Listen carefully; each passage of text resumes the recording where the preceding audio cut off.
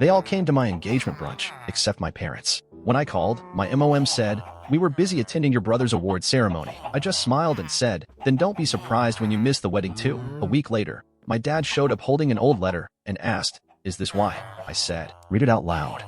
Clara never asked me to prove anything. Not with her eyes. Not with her voice. Not with the little silences that used to feel like judgment when I was growing up. That was the first thing I noticed about her. The calm she carried, like she had no need to measure anyone's worth against a chart. My name is Neil. I'm 31 years old, and I live in Richmond, Virginia. I run a small but busy architecture firm that's been my life's work since grad school. I'm also recently engaged to Clara, obviously, and we're planning a wedding that feels like the opposite of everything I grew up around. Because if I'm being honest, my family doesn't really do quiet. They do medals, trophies, ceremonies, published articles, science fairs, statewide recognition. And by they, I mean the Mason show. Mason is my younger brother, 4 years younger, to be exact. Robotics prodigy, featured in Wired by the time he was 17. The kind of kid who built solar-powered drones for fun. I designed a treehouse once, a pretty damn good one, too, and our dad asked if Mason had helped with the math. That was the joke, I guess. Neil builds things. Mason builds futures. At every family dinner, no matter what I brought to the table, scholarship awards, competition wins, my firm's first big contract, it always circled back to Mason. Mason's been invited to speak at the Regional Science Summit. Mason's team is going to nationals. Neil, didn't you do a rendering for one of Mason's labs? Like I was some hired hand who happened to share the last name. I spent a lot of years chasing approval I never got. Built a firm from the ground up. Got licensed before 30. Made partner. Didn't matter. I was the warm-up act to Mason's genius. And then I met Clara. She doesn't care about any of that. She listens to me talk about space, the kind people live and breathe in, not the kind you launch rockets through, and she actually listens. She asked me once how I knew when a building was finished, and I said, when it finally shuts up. She smiled at that. She said I build quiet. That's the thing with Clara. She makes it okay to be enough, exactly as I am. Not because I'm impressive, not because I win anything, just because I exist. And in a lifetime of second-place ribbons and ignored blueprints, that might be the biggest thing anyone's ever given me. The gallery smelled faintly of varnish and lemon water. Clara had picked the venue, a local art space downtown that she loved since college. It had floor-to-ceiling windows and polished concrete floors, and that perfect kind of echo that made everything feel a little more intentional. The jazz trio was already playing when I walked in that morning, checking the layout one more time. "Your family's table is here," Clara said, pointing gently toward a spot near the front, next to the light installation. I thought they'd like seeing the one I helped commission. She meant it. She was trying. She always did. I gave her hand a quick squeeze and told her it was perfect. The invitations had gone out 3 months earlier. Clara had designed them herself, handpicked the paper, even triple-checked the RSVPs. I made sure my parents, Mason, and everyone else had all the details. I even followed up twice. So when the brunch began, in the room filled with familiar voices, my chest unclenched for about 5 minutes. We made our rounds, said our hellos. Clara's mom hugged me like I'd already married her daughter. Her dad made the same corny joke about me finally being part of the family, and I laughed, because it felt good to be included. But when we took our seats and the servers began pouring mimosas, I looked over and saw it. The table, set for 7. Linen napkins folded into soft triangles. A small place card that read, Dr. and Mrs. Everett at the head. Empty. At first, I told myself they were just late. Parking downtown could be hell. Maybe Mason's flight was delayed. I checked my phone. No missed calls. No texts. Clara noticed me glance over. Her hand found my knee under the table, grounding me. The toast was mine to give. So I stood up, tapped my glass, and smiled like everything was okay. I said all the things you're supposed to say when people gather to celebrate you. Thank you. We're honored. We're lucky to be surrounded by love. Clara beamed up at me, and I meant every word when I talked about how she made me believe in gentler things. But even as the applause faded and people clinked glasses, that damn table sat in the corner like an accusation. I didn't let it ruin the brunch. I made small talk. I laughed. I helped Clara's niece chase a rogue balloon across the gallery floor. But inside, that hollow feeling started to creep in, the one I hadn't felt in a while. The one that always showed up when I realized I wasn't enough to be prioritized. The next morning, my mom called. Not to apologize. Not to explain. We had to go to this last-minute banquet, she said, like she was mentioning a dental appointment. Mason got an innovation award from the city. It was such a surprise. Oh, I said. Anyway, how did brunch go? She asked, breezily. Did Clara wear that blue dress? I stared out the window of my office, the same place I've spent half my life proving I'm worth something. And just like that, I was 12 years old again, watching from the stands while everyone cheered for Mason. No missed flight, no emergency, just a decision. And I wasn't it. He showed up just after lunch, without calling. I was in the middle of reviewing drafts with my junior designer, Layla, when the receptionist buzzed. Your father's here, she said, her voice unsure. Says it's personal. I hadn't seen him since the brunch that never happened. He stood in the lobby in a blazer too stiff for the heat, holding something in both hands. An envelope, already opened, creased down the middle like it had been folded for years. He looked smaller than usual. Or maybe I just wasn't bracing for impact this time. "I found this on the family cloud," he said. No greeting, just that. I knew immediately what it was. I'd written it 10 years ago, during a summer internship when I lived in the basement of a friend's house and worked 12-hour days for a firm that barely remembered my name. The letter was for no one in particular, just a place to put the truth I couldn't say out loud. "You read it?" I asked. He nodded. I turned and motioned for him to follow me through the open concept space, past the sketches and renderings, past the models of schools and municipal buildings and affordable housing projects that carried my signature and no one else's. We stopped in Studio B, an empty review room with floor-to-ceiling corkboards and a dozen scale models lining the shelves. He looked around like he didn't know what to do with any of it. "Read it," I said quietly, out loud. He hesitated, then unfolded the letter with trembling fingers. His voice, usually clipped and clinical, wavered after the first few lines. I used to pretend I was invisible, not because I wanted to disappear, but because it made things easier when no one looked for me. Mason always got the attention, the praise, the questions. And I told myself that being overlooked meant I had freedom. But sometimes freedom feels a lot like loneliness. His throat caught. Layla passed by the doorway and paused, sensing something. I gave a small shake of my head. She nodded once and kept walking. My dad cleared his throat and kept reading. I don't blame Mason. I blame the silence. The way no one asked me about school unless it was to compare my grades. The way Dad only wanted to see my drawings when Mason's name was attached. The way Mom said I was so mature, while Mason was brilliant. I knew what that meant.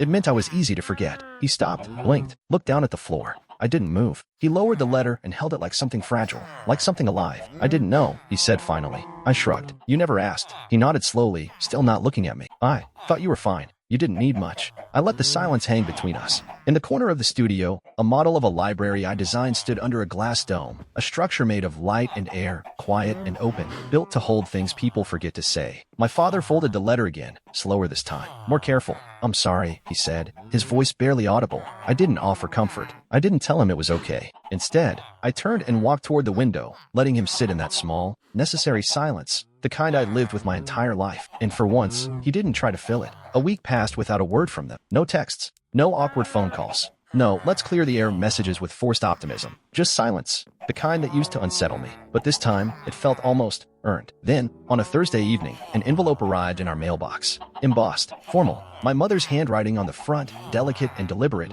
like she was writing a thank you note, not a defense. Clara handed it to me while we were both at the dining table. She was editing the wedding playlist on her laptop, headphones slung around her neck. I opened it slowly, bracing myself. The letter was long, neat lines, careful language. It started with what she called a loving explanation. "Neil, we did our best with two very different boys. Mason needed more from us, emotionally, academically. He demanded more attention. You were always so capable, so independent. We thought that meant you were fine. If you felt ignored, I'm sorry, but we always supported you in our own way." That sentence stopped me cold. If you felt ignored, not we ignored you, not we're sorry for the way we dismissed you. Just, if you felt like it was up for interpretation. She listed examples, proof, I guess, of their love. How they showed up to one of my high school presentations. How Dad once printed out an article I wrote for a university newsletter and left it on the kitchen counter. How Mason always looked up to me, like that was supposed to mean something now. And then, the closing lines. "I hope you won't let this moment cloud the bigger picture. We are a family, and we love you, even when we don't always say it right." No apology, just rationalizations wrapped in nostalgia.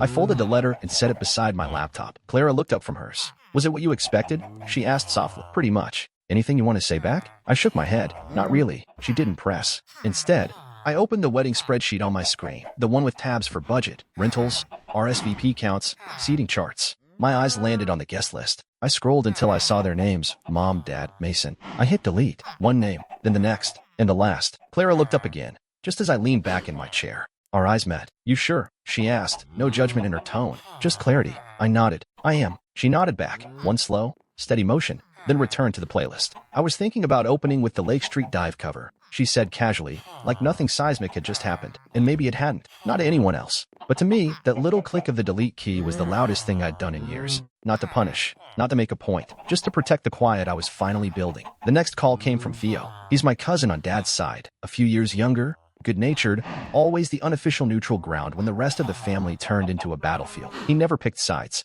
but he never missed the drama, either. "Hey, he said when I picked up. "You really uninvited your parents from the wedding?" I sighed. "No, Theo, I didn't uninvite anyone." He paused. "Wait, so? I just didn't send them an invitation," I said. "Not the same thing." He let out a low whistle. Damn. There was a silence on the line, the kind that felt like someone choosing their words carefully. "They're saying you're making a scene," he added. that this is all about Mason, that you're trying to make it about you. I let out a dry laugh. Yeah, that tracks. They're lighting up the group chats, he said. Even the second cousins are chiming in. Mason said you're being petty, said you're punishing your parents because he won some stupid award and they wanted to support him. Of course he did. That was always Mason's gift. The ability to reshape any situation into one where he was the injured party, where he was misunderstood, and everyone else just needed to be a little more forgiving. They're saying you've changed, Theo added, quieter now. That Clara's got you acting cold. That one stung more than I expected. I haven't changed, I said. I just stopped waiting around for a version of them that doesn't exist. Theo didn't respond right away. I could hear the sound of him fidgeting, maybe pacing. For what it's worth, he said finally,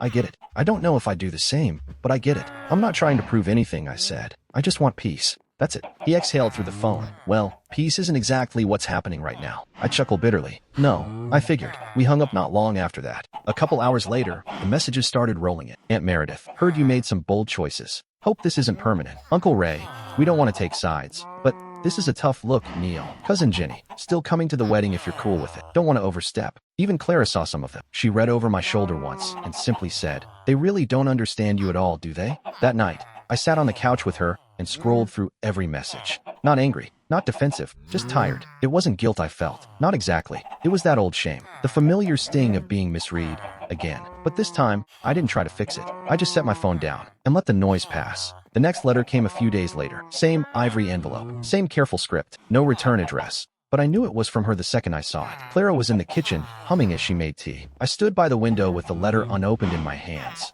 feeling that slow, familiar pull. The hope that maybe this one would be different. It wasn't. The tone was cooler this time. Less performative grace, more polished frustration. Like she had rewritten it a dozen times until it sounded just apologetic enough without admitting anything. She mentioned the pain this had caused them. How they felt punished for loving in the only way we knew how. She reminded me of the sacrifices they made when we were kids. How Mason's needs sometimes took center stage because they were more urgent. How I, being self-sufficient and reliable, didn't seem to need as much. That phrase again, if you felt ignored, as if it were a technicality, a subjective misunderstanding. She closed with, we hope you'll reconsider before it's too late. Families go through things, but love wins in the end. I didn't finish reading. I set it down on the kitchen counter next to Clara's tea strainer. She looked at me with a question in her eyes, but didn't ask it. That night, after she went to bed, I sat down at my laptop and opened a blank email. Not because I wanted to rehash things, not because I thought anything would change, but because I needed a door to close. I wrote slowly, deliberately. Mom and Dad, I received your letter.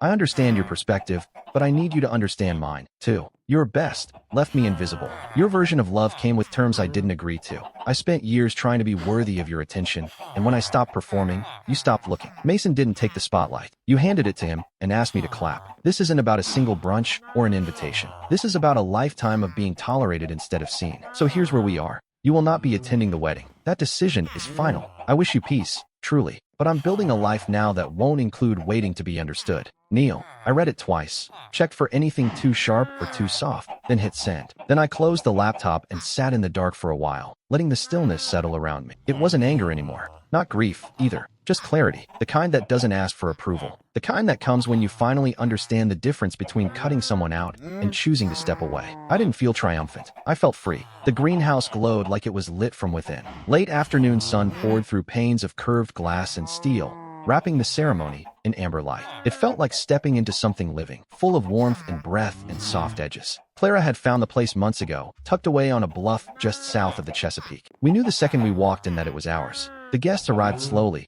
chatting in low, happy voices. Friends from college, a few former professors, colleagues. Clara's parents, beaming and already misty-eyed, stood near the front with her grandmother, who wore a wide-brimmed hat that made her look like a southern novel come to life. Clara and I had decided against a traditional processional. No aisle walk, no grand moment of reveal. We met in the center, together, at the same time. My best friend Elliot officiated. He wore a charcoal gray suit and sneakers, and had folded his script into a book of poetry, just in case I black out up here. He joked. He didn't. He spoke clearly, simply, and every word landed like a note in a song we already knew by heart. There was a quote Clara had asked him to include, from something we read once during a quiet Sunday morning. The family you build is the one that chooses you back. It was one line in a longer piece, but that sentence stuck with me. Still does. I felt it settle in my chest as I stood there, looking at her. And for the first time in my life, in any version of a family gathering, I didn't feel like I was auditioning. There was no competition, no comparison, no empty seat waiting to be filled. Just Clara, holding my hand with that steady grip, the same way she had during the darkest stretches. Just Elliot, grinning like he'd been waiting 20 years to do this. Just our people, cheering softly as we read our vows under a canopy of green and sky. No sadness, no ache, just calm. Later, at the reception, the music kicked up and the light shifted to soft evening gold. Someone passed me a drink I didn't recognize. A cousin of Clara's, I forget his name, pulled me into a group dance I didn't know but faked my way through. Clara's mom gave a toast. She called me a builder in every sense of the word, and I felt something in me unlock, like maybe that version of me had always existed. It had just never been named before. There was laughter. There was joy. Real, uncomplicated joy. And as the night wore on and the stars began to appear above the glass ceiling, I caught Clara watching me from across the room, the softest smile on her face, like she saw me completely, like she always had. This life, I thought, this life is mine, whole, chosen, earned. It came 3 days after the wedding. Clara and I were packing our bags in quiet, unhurried motions. Norwegian coastlines, wooden cabins, fjords and firelight. We'd been dreaming about this trip since before the engagement. I was folding a sweater when my phone buzzed across the nightstand. Unknown number at first glance, but I didn't need to guess. Mason, you didn't even tell us the date. You didn't give us a chance. No punctuation, no greeting, just the classic Mason pivot, turning absence into accusation, like they'd been denied something instead of choosing not to show up for years. I held the phone for a second, reading the words again. Clara looked up from her suitcase. Want to respond? I shook my head. No. She nodded once, no questions asked, and zipped her bag shut. The airport ride was quiet, not heavy, just peaceful. We drove through early morning fog, the kind that makes the whole world feel paused. I stared out the window, phone resting screen down in my lap. I thought about all the times I tried, all the conversations I initiated, the updates I sent that went unanswered, the birthdays remembered on my end and forgotten on theirs, the polite nods when Mason spoke, the long silences when I did. I remembered sitting on the bleachers during one of Mason's robotics awards ceremonies. My dad stood for a full 5-minute ovation. I'd won a national design competition that same year. They mailed me a card. It said, "Nice work, Mom," but I still kept showing up. I showed up until I had nothing left to bring but a version of myself they barely saw. That's what the message really meant,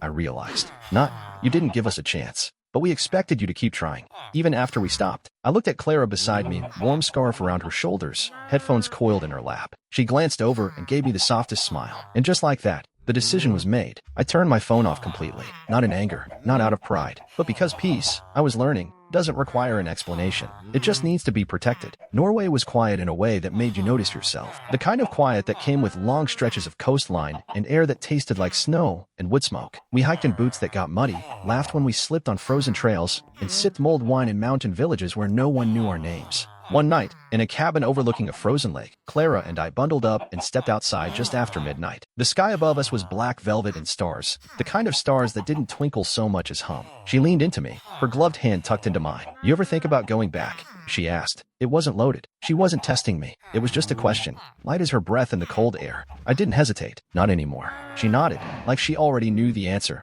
and rested her head against my shoulder. It wasn't defiance. It wasn't bitterness. It was just relief. I used to think walking away from family meant failure, that it was something to be ashamed of, something you only did if you were selfish or broken. But now I understood. Sometimes distance is the only way to breathe. When we got back home weeks later, it was still winter, but Richmond felt different. Not lighter, not easier, just more real. Life was still life. Emails to answer, clients to call, groceries to restock. The wedding cards were still scattered across the kitchen counter, and our dining chairs still didn't match. But I no longer scanned my phone every morning, wondering if today would be the day they reached out, or worse, pretended like nothing had happened. Holidays came and went. There were no calls, no cards, no "hope you're doing well" texts. And for once, that silence didn't sting. It felt clean. I stopped wondering what they were saying behind closed doors. Stopped hoping for the version of them I used to build in my head, the one where they finally saw me, finally understood. That version didn't exist, but this one did. This life, where I made dinner with Clara in socked feet and we argued over spice levels and sang along to songs from our wedding playlist. Where I took on projects that mattered and said no to things that didn't. Where I lived without needing permission. One morning, Clara passed me a mug of coffee and kissed the top of my head. "What are you thinking about?" she asked. I smiled into the steam. Absolutely nothing. And I meant it.